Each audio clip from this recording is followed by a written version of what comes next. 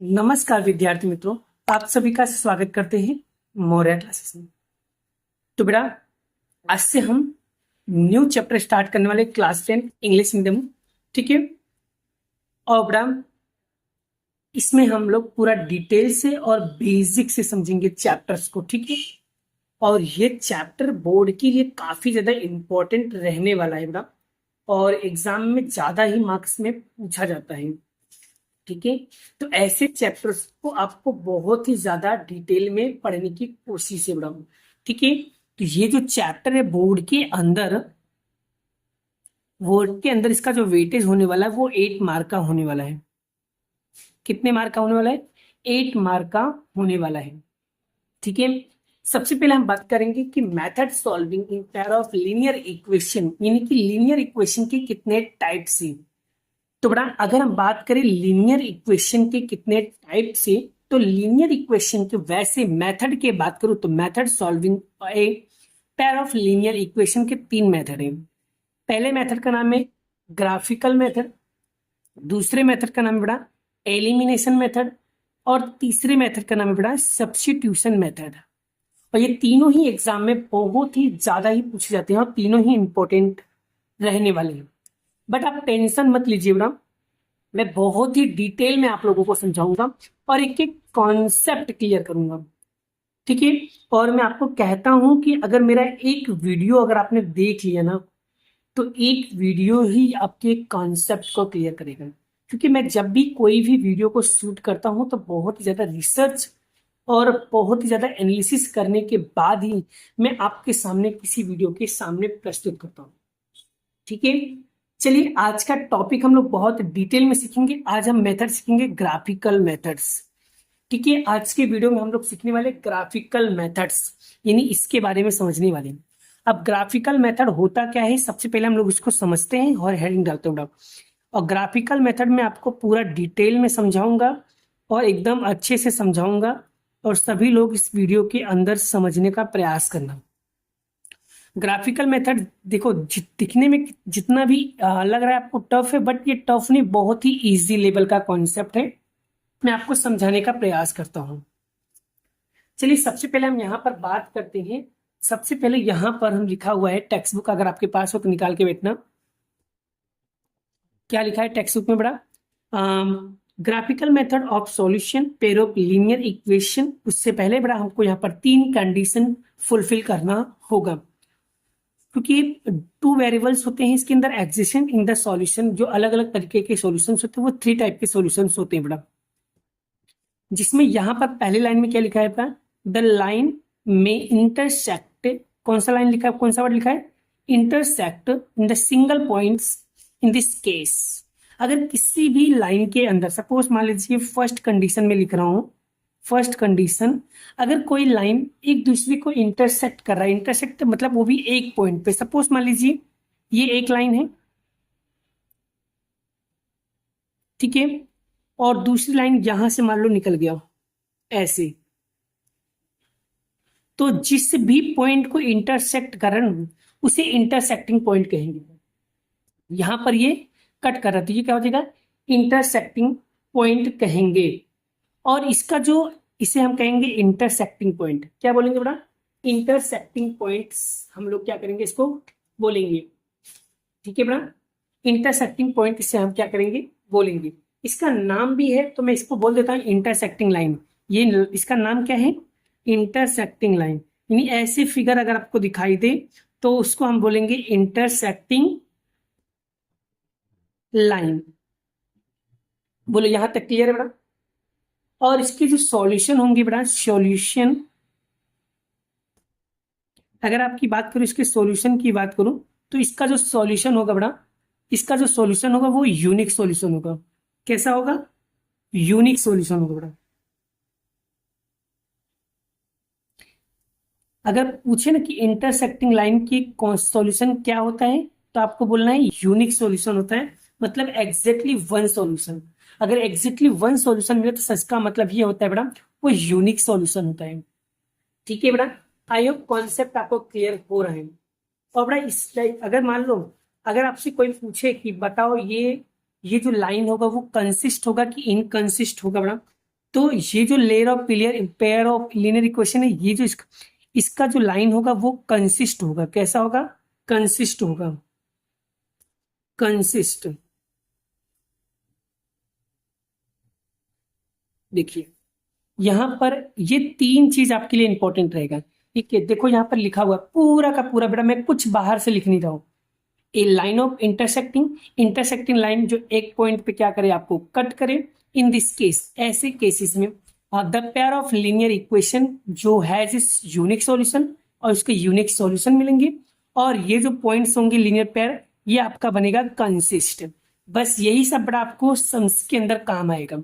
मैं आपको ये सब चीजें बताऊंगा, और याद रखना इससे रिलेटेड आपके बहुत सारे एमसीक्यूज मिलने वाले हैं। सच में बहुत सारे एमसीक्यूज मिलने वाले, सो प्लीज ध्यान से समझना पड़ा। जो लाइन एक दूसरे को कट करे उसे इंटरसेक्टिंग लाइन कहते हैं, और इसका जो सॉल्यूशन होता है वो यूनिक सॉल्यूशन होता है, और ये जो इंटरसेक्टिंग लाइन होता है उसका जो लीनियर पेयर होता है वो होता है कंसिस्ट। अब हम बात करते हैं नंबर 2। नंबर 2 पॉइंट्स में क्या लिखा है मैडम? इन लाइन पे the parallel in this case the equation have no solution. इसका जो सॉल्यूशन होगा वो नो सॉल्यूशन, और ये बनेगा, ये जो लेयर ऑफ लीनियर इक्वेशन बनेगा वो बनेगा इनकंसिस्ट। सर पैरेलल लाइन कैसा होता है? पैरेलल लाइन मतलब होता है, जैसे आप लोगों ने देखा होगा, ये लिखा मैंने ऐसे बना दिया, और दूसरा मान लो ऐसे बना दिया। ये देखो दिखने में दोनों एक कैसे दिख रहे हैं? एक जैसे दिख रहे हैं। तो इस लाइन को हम लोग कौन सी लाइन बोलते हैं? बड़ा पैरेलल बोलते हैं, पैरेलल लाइन। ठीक है, और इसका जो सॉल्यूशन होता है बड़ा, वो सॉल्यूशन क्या बनेगा? No solution. No solution. ठीक है, और बड़ा ये कंसिस्ट की अनकंसिस्ट, तो बड़ा ये जो बनेगा इसका आंसर वो बनेगा इनकंसिस्ट। इन क्या बनेगा? इनकंसिस्ट बनेगा। क्या बनेगा? इनकंसिस्ट बनेगा। बोलो। इस तरीके से बड़ा हमारा यहाँ पर सेकंड पॉइंट भी कंप्लीट हुआ। इस सेकंड फिगर था बड़ा। अब हम बात करते हैं थर्ड फिगर की, बात कर लेते हैं बड़ा। थर्ड फिगर में क्या दिया है बड़ा, इसे भी हम लोग यहाँ पर बहुत डिटेल में समझने का प्रयास करते हैं बड़ा, और फिर मैं आपको कुछ सम्स भी प्रैक्टिस कराऊंगा। थर्ड नंबर पे क्या लिखा है? द लाइन में बी कॉन्सिडेंस। तीसरा नाम क्या है? कॉन्सिडेंस। अब ये कॉन्सिडेंस क्या होता है बड़ा? कॉन्सिडेंस लाइन का मतलब होता है एक ही लाइन के अंदर अलग अलग डिफरेंट डिफरेंट पॉइंट्स अगर आपको मिले तो उसे हम कॉन्सिडेंस लाइन कहते हैं बड़ा। जैसे कि सपोज मान लीजिए ये एक लाइन है, ठीक है, इसके अंदर जो पॉइंट्स मिलते हैं बड़ा कैसे हो? अलग अलग डिफरेंट डिफरेंट हो बड़ा। सपोज मान लो इसके अंदर एक पॉइंट्स और आ गए बड़ा ऐसे, और ये पॉइंट है दोनों अलग अलग डिफरेंट डिफरेंट है, तो इसे हम बोलेंगे कॉन्सिडेंस लाइन बोलेंगे। कौन सी लाइन बोलेंगे बेटा? कॉन्सिडेंस। Coincidence line.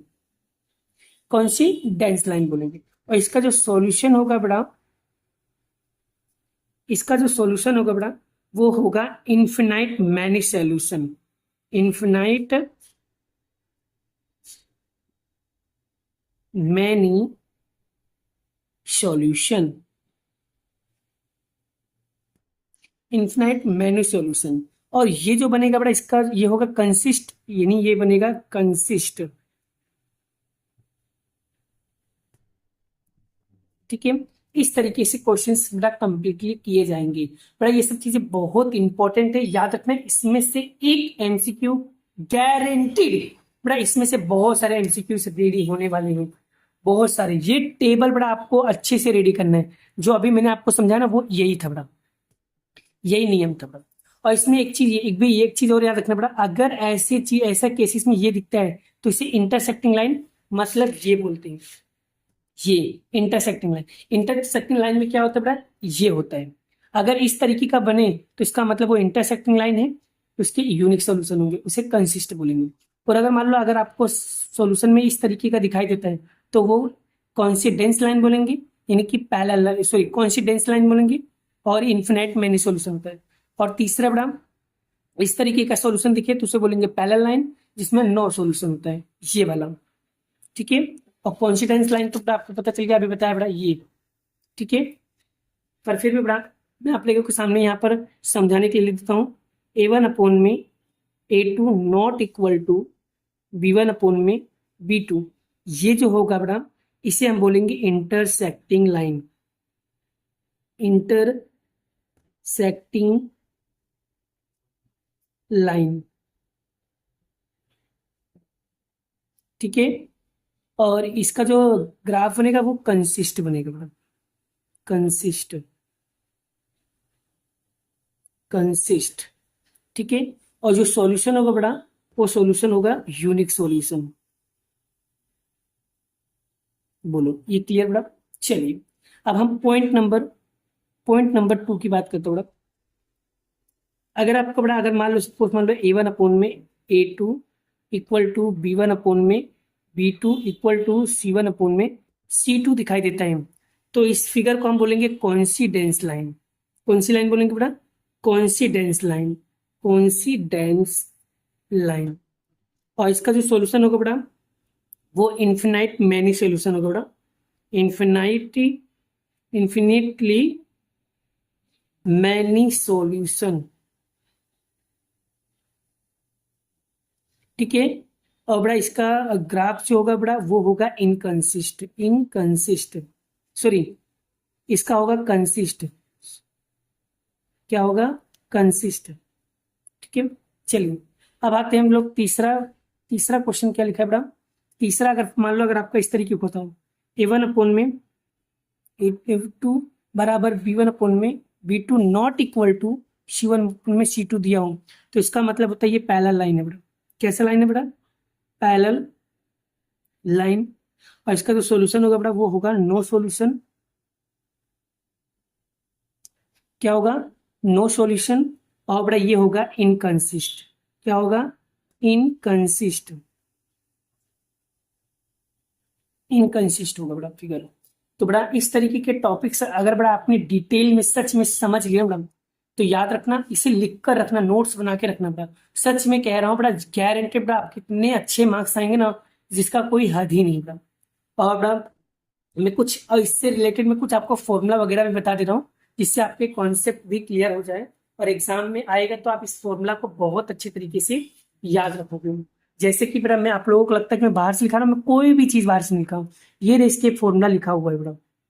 और ये इंटरसेक्टिंग लाइन, ये कॉन्सिडेंस लाइन, ये पैरेलल लाइन, देखो ये चीजें, यही सब चीजें लिखा है बेटा, मैंने कुछ भी बाहर से नहीं लिखा है। चलिए अगर बड़ा हमें किसी भी लाइन को रिप्रेजेंट करना होता है इक्वेशन के सामने, तो रिप्रेजेंट करने के लिए हमें कौन से फॉर्मूला का इस्तेमाल करना होगा?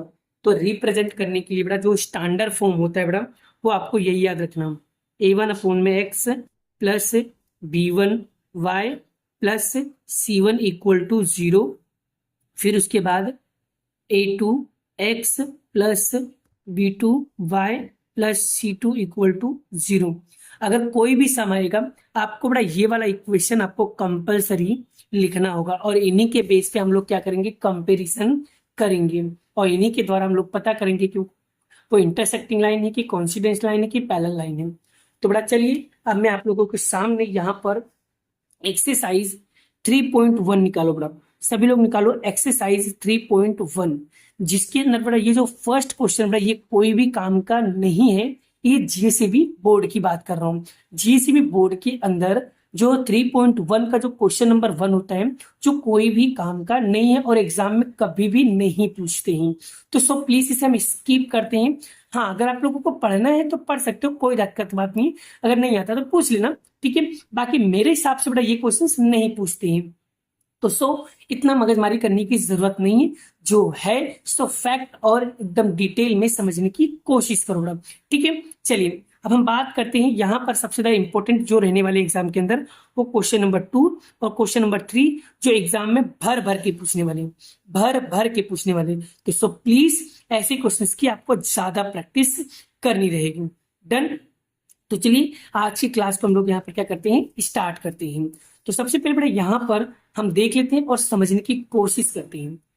Question number 2 on comparing the ratio, हमें कंपैरिजन करना है, चेक करना है कैसे, अभी हम आपको बताते हैं।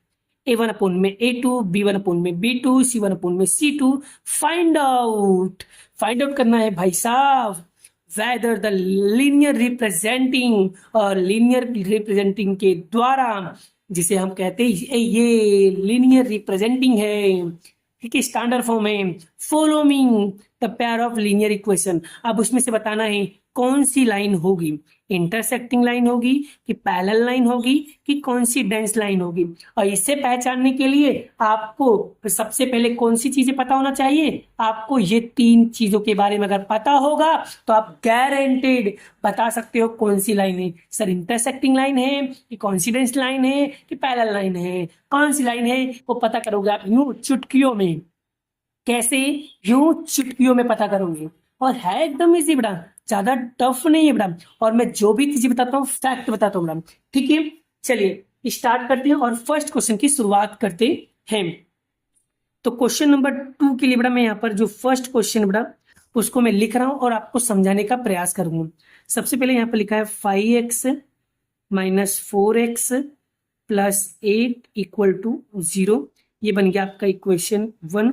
इक्वेशन 2 लिखा है 7x plus 6y minus 9 equal to 0। ये बन जाएगा इक्वेशन नंबर 2।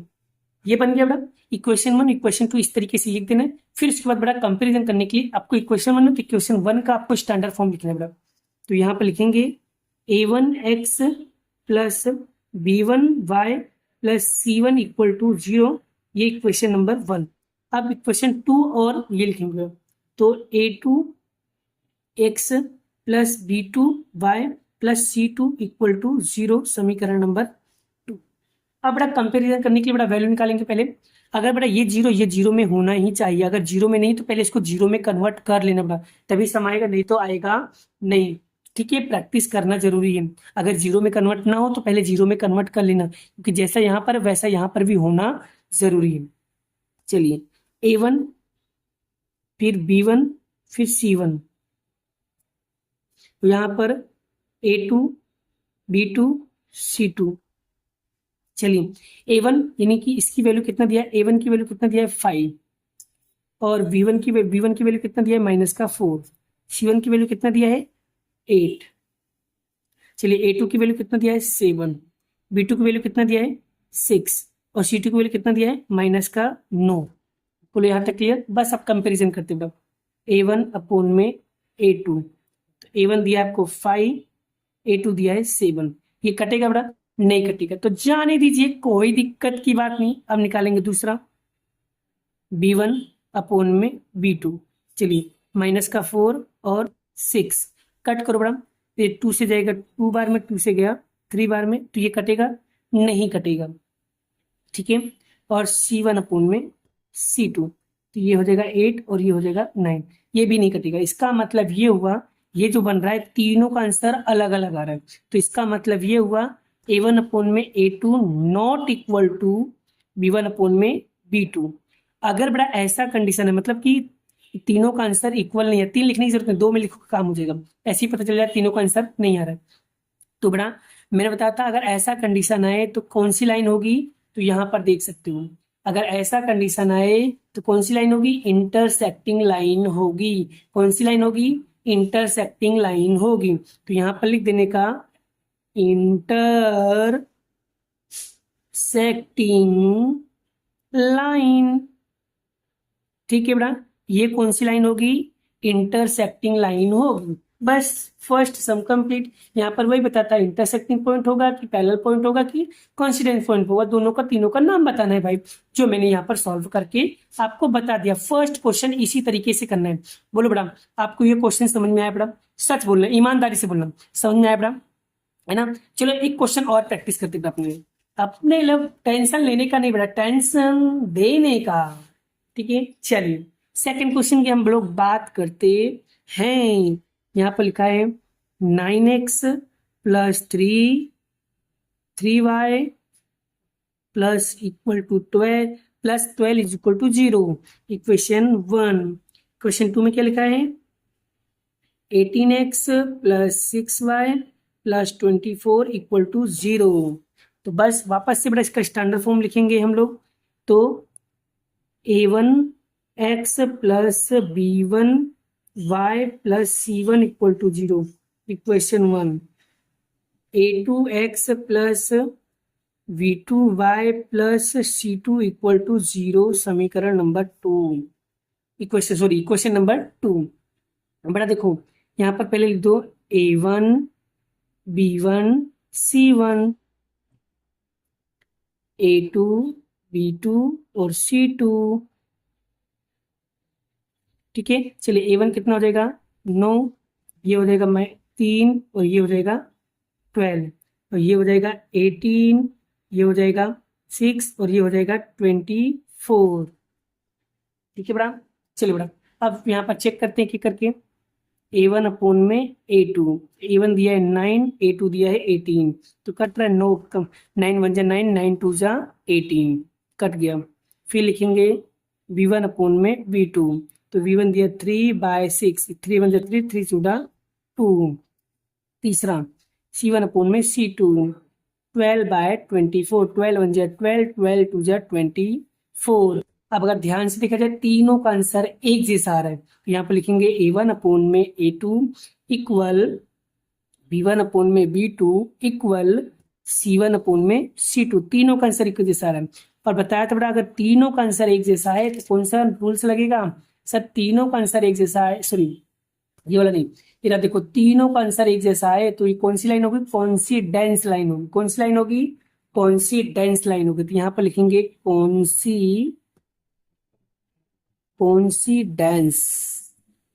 लाइन। कौन सी लाइन होगी भाई साहब, कॉन्सिडेंस लाइन होगी। बोलो ये भी समझ में आया बेटा। चलिए एक सम और प्रैक्टिस करते हैं, एकदम डिटेल में करेंगे बेटा, टेंशन लेने का नहीं। अगर बेटा मेरे वीडियोस को अगर तुम लोगों को समझ में सच में आता है ना बेटा, तो वीडियो को लाइक अभी इसी वक्त कर दो। ठीक है, लाइक करना बहुत ज़रूरी है क्योंकि मैंने आप लोगों के लिए बेटा इतना अच्छे से कंटेंट बना के ला रहा हूँ। ठीक है, इतना अच्छे से कंटेंट बना के ला रहा हूँ और आप लोग हो कि इसे देखते नहीं हो बेटा। बेटा बहुत मेहनत लगता है बनाने में, आप लोगों को लगता है कि हलवा है, ठीक है, और हलवा खा लेते हो आप लोग, शर्म नहीं आती आप लोगों को। चलिए A1x plus B1y plus C1 equal to 0, ये इक्वेशन 1 हो जाएगा। ये A2x plus B2y plus C2 equal to 0 समीकरण नंबर 2 हो गया, सॉरी इक्वेशन नंबर 2 हो गया। अब करना क्या बेटा, अब यहाँ पर करना क्या है, जैसे चलिए A1 निकालते हैं, A1 B1 C1, फिर यहाँ पर A1 B2 B1 और उसके बाद आएगा C2। चलिए तो A1 हो जाएगा 6, B1 हो जाएगा -3 और C1 हो जाएगा 10। चलिए और ये हो जाएगा 2 और यहाँ पर कोई वैल्यू नहीं, इसका मतलब क्या होगा 1, तो ये हो जाएगा -1 और ये हो जाएगा 9। क्लियर। चलिए तो यहाँ पर होगा A1 अपॉन में A2।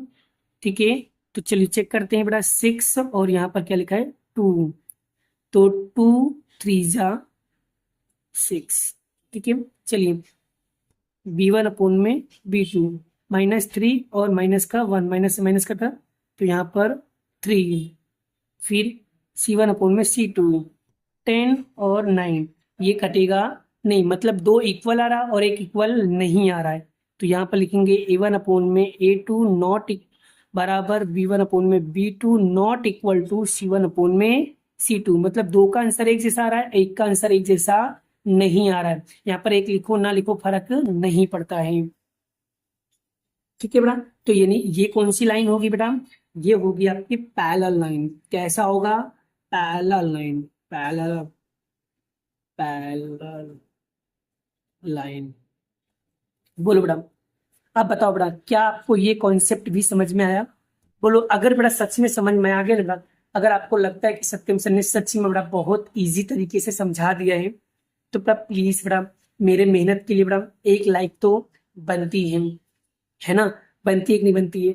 देखो बेटा तुम्हारे लिए इतना अच्छे से मेहनत करके आप लोगों के लिए वीडियो को शूट कर रहे हैं, तो बेटा इस वीडियो को लाइक के लिए एक लाइक तो बनती है ना। लाइक करो और शेयर करो, चैनल को सब्सक्राइब भी करते रहो, घंटी नहीं बजा दो, टन टन टन टन भाई बजा दो, घंटी बजा दो। चलिए अब हम बात करते हैं नेक्स्ट। आज बड़ा इसी वीडियो में ग्राफिकल मेथड हम खत्म कर देंगे भाई साहब, खत्म कर देंगे, एकदम 0 कर देंगे।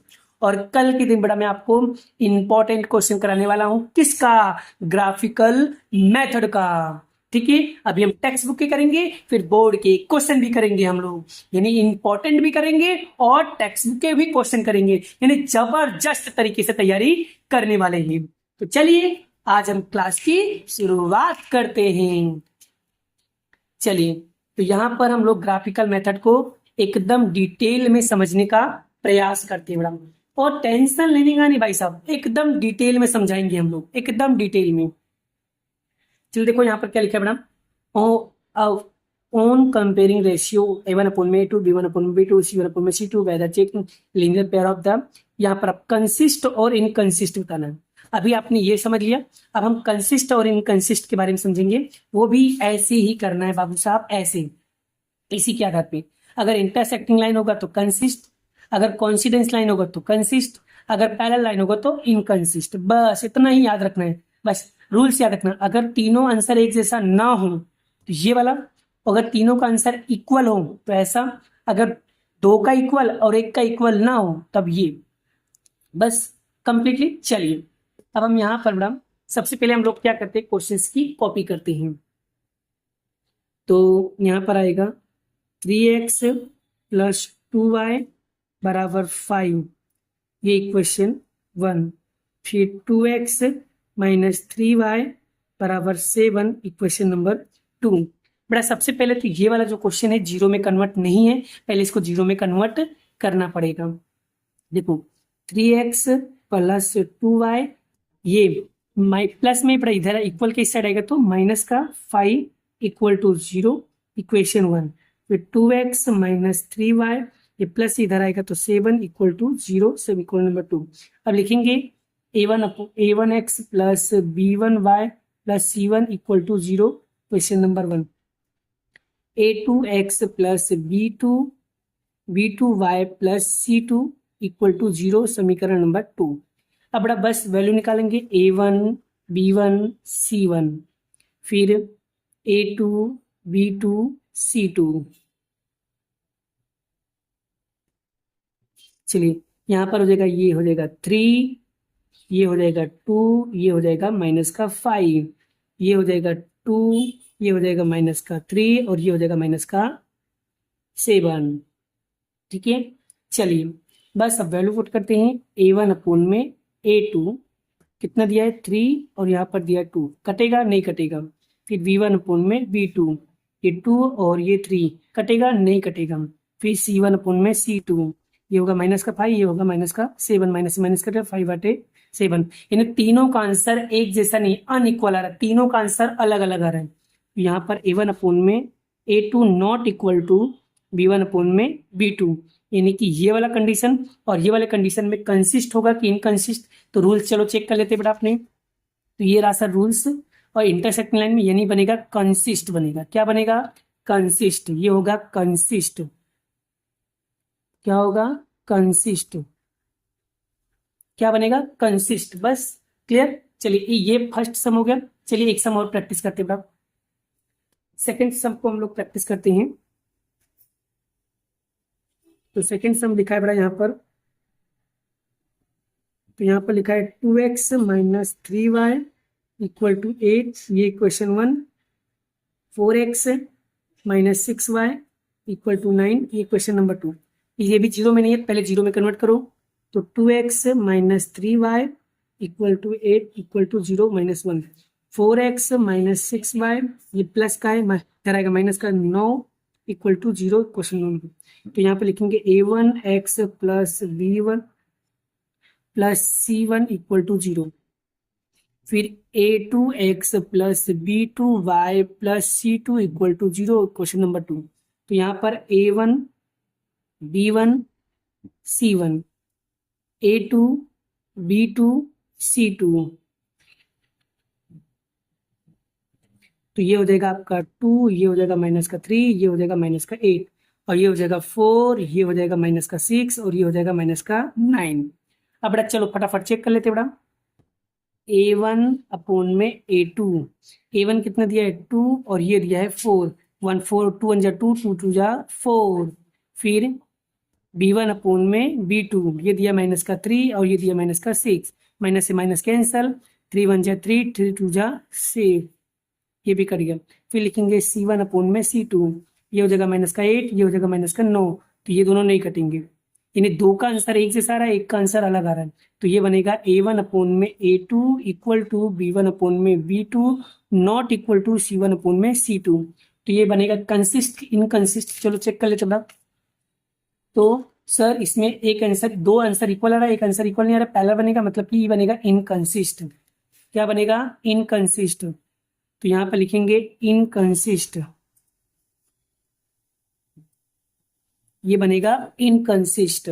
बोलो कॉन्सेप्ट क्लियर हुआ भाई साहब? देखो बड़ा मजा आ रहा है, नहीं मजा आ रहा है? देखो प्रैक्टिस करोगे तो स्पीड अपने आप ऑटोमेटिकली बड़ा, हाथ ना फर फर फर फर फर फर फर फर भागने लगता है बड़ा, स्पीड एकदम तेज हो जाता है बड़ा।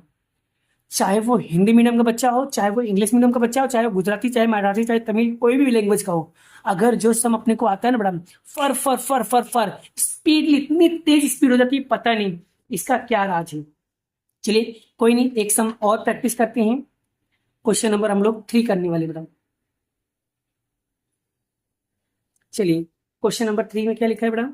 यहाँ पर लिखा है 3/2x प्लस 5/3y बराबर 7 equation 1, 9x minus 10y equal to 14 equation number 2।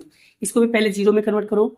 तो 3/2x ये प्लस 5/3y प्लस का इधर आएगा माइनस का 7 इक्वल टू 0 इक्वेशन नंबर 1। यहाँ पर 9x माइनस 10y माइनस का 14 इक्वल टू 0 इक्वेशन नंबर 2। तो यहाँ पर लिखेंगे ax plus b1y plus c1 equal to 0 equation 1, a2x plus b2y plus c2 equal to 0 equation number 2। अब फटाफट चेक करते हैं, a1 b1 c1 और फिर उसके बाद a2 फिर b2 फिर c2। चलिए a1 कितना दिया बड़ा? तो 3/2 और इधर 5/3 और इधर माइनस का 7। बड़ा भले ही अपोन में लिखा, टेंशन लेने का नहीं बड़ा, टेंशन देने का। इधर आएगा 9, इधर आएगा माइनस का 10, इधर आएगा माइनस का 14। चलिए तो बड़ा इसको भी सेम बड़ा जैसे मैं बताया था वैसे ही आपको सोल्व करना है, टेंशन लेना नहीं है। a1 अपन कितना दिया? 3/2 और ये दिया है आपको 9। यहाँ पर कुछ नहीं थे, तो दूर दूर पास पास के नेम लगा दो, 3 का मल्टीप्लाई 1 में कर दो और 2 का मल्टीप्लाई 9 में कर दो, बस। तो दूर दूर पास पास का नेम लगा दो, 3 का मल्टीप्लाई 1 में कर दो और 2 का मल्टीप्लाई 1 9। और वो 1 कहाँ से है बड़ा? कुछ बटे में अपॉन में कुछ ना दिया तो 1 ले लेने का। अब देखो 3 से कटेगा ये कितनी बार में? 3 बार में, तो यानी 1/3 2 से कितना जगह 6। उसके बाद b1 अपॉन में b2 ये दिया आपको 5/3 और यहाँ पर आएगा माइनस का 10, कुछ नहीं तो 1, दूर दूर पास पास, तो 5/1 और 3 माइनस का 10, तो 5 2 कितना जगह 2, यानी 1/- माइनस का 6 है, 3 2 6 और माइनस का माइनस। और थर्ड c1 अपॉन में c2, तो माइनस का 7 और माइनस का 14, माइनस माइनस कटा 7 1 7 7 2 14। तो बड़ा देखोगे ध्यान से, तीनों का आंसर एक जैसा नहीं आ रहा है, तो यहाँ पर बनेगा a1 अपॉन में a2 not equal to b1 upon में b2। अब बताओ ये कंसिस्ट होगा कि इनकंसिस्ट होगा? तो ऐसे नियम में आएगा बड़ा, ऐसे नियम में आएगा कंसिस्ट। ठीक है, तो इस तरीके से देख सकते हो बड़ा, ये भी क्वेश्चन मैंने आपको बहुत ही डिटेल में समझा दिया। चलिए एक क्वेश्चन और प्रैक्टिस करते बड़ा हम लोग। चलिए एक क्वेश्चन और हम लोग प्रैक्टिस करते हैं। तो बड़ा यहाँ पर आएगा 5x minus 3y 11 equation 1 minus 10x plus 6y equal to -22 equation number 2। इसको पहले जीरो में कन्वर्ट करना पड़ेगा। तो 5x minus 3y minus 11 equal to 0 equation number 1, minus 10x plus 6y, minus का इधर आएगा तो प्लस का 22 इक्वल टू 0। ठीक है मैडम, आई होप बेटा आपको ये टॉपिक क्लियर हो गया। अब बड़ा फॉर्मूला लगा दो, एक बार फॉर्मूला लगा दो, आपका कॉन्सेप्ट क्लियर हो जाएगा। एक बार फॉर्मूला लगा दो बेटा, आपका कॉन्सेप्ट क्लियर हो जाएगा। ठीक है, हाँ बेटा जल्दी कीजिए, जल्दी कीजिए, आपका कॉन्सेप्ट क्लियर होने वाला है।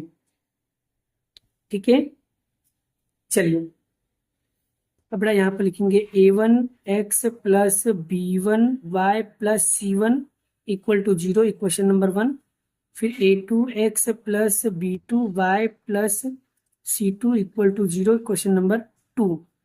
बड़ा a1 हो जाएगा आपका बड़ा 5 और b1 हो जाएगा आपका -3 और c1 हो जाएगा बड़ा -11 और फिर a2 b2 और c2।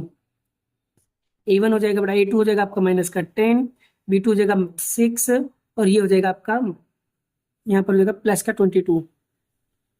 ठीक है, चलिए अब बड़ा यहाँ पर हम लोग आगे की क्लास की शुरुआत करते हैं और एकदम डिटेल में हम लोग समझने का प्रयास करेंगे बेटा।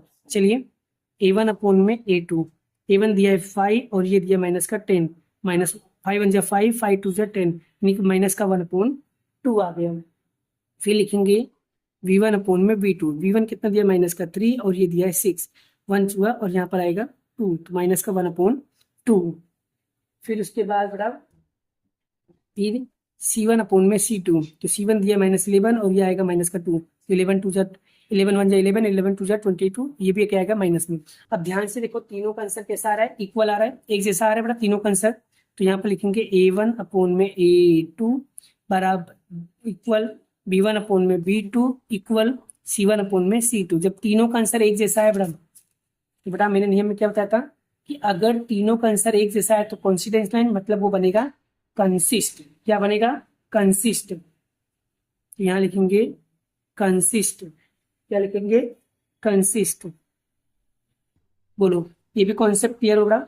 चलिए एक क्वेश्चन और पढ़ते बेटा, जो बहुत ज्यादा इंपॉर्टेंट था, जो एग्जाम में बोर्ड में भी पूछा गया क्वेश्चन था बेटा, काफी ज्यादा शानदार और काफी ज्यादा इंपॉर्टेंट क्वेश्चन था, बहुत ज्यादा आईएमपी क्वेश्चन था, बहुत ज्यादा ही आईएमपी क्वेश्चन था बेटा।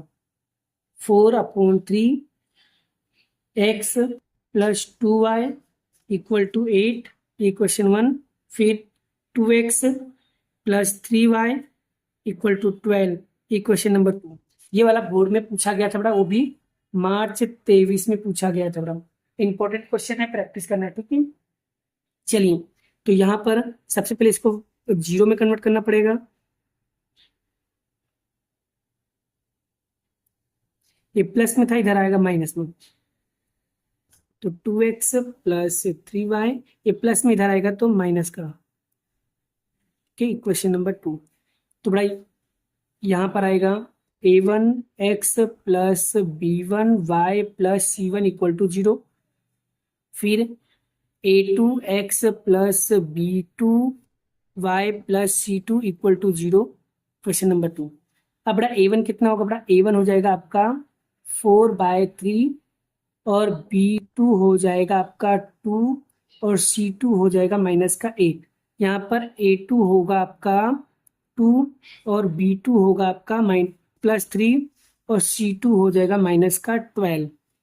बस चेक करते हूँ a1 अपॉन में a2, तो a1 दिया है 4/3 और यहाँ पर आएगा 2 और यहाँ पर कुछ नहीं तो 1, तो दूर दूर पास पास, तो 4 × 1 फिर 2 × 3, तो बड़ा 2 से कटेगा ये, 2 2 जा 4, ठीक है, यानी कि यहाँ पर आएगा 2 का मल्टीप्लाई 1 में करेंगे तो 2/3, पहले का आंसर आएगा 2/3।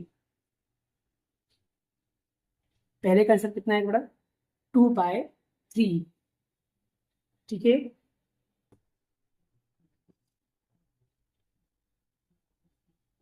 चलिए उसके बाद b1 अपॉन में b2, तो उसके लिए क्या करेंगे बेटा, यहाँ पर b1 अपॉन 2 और 3,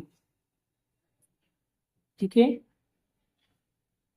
और उसके बाद फिर उसके बाद ये दूसरे का आंसर आ गया और तीसरे का आंसर आएगा c1 अपॉन में c2, -8 और -12, तो 4 2 जा और 4 3 जा। अब अगर ध्यान से देखो तो तीनों का आंसर कैसा आ रहा है बेटा, इक्वल आ रहा है।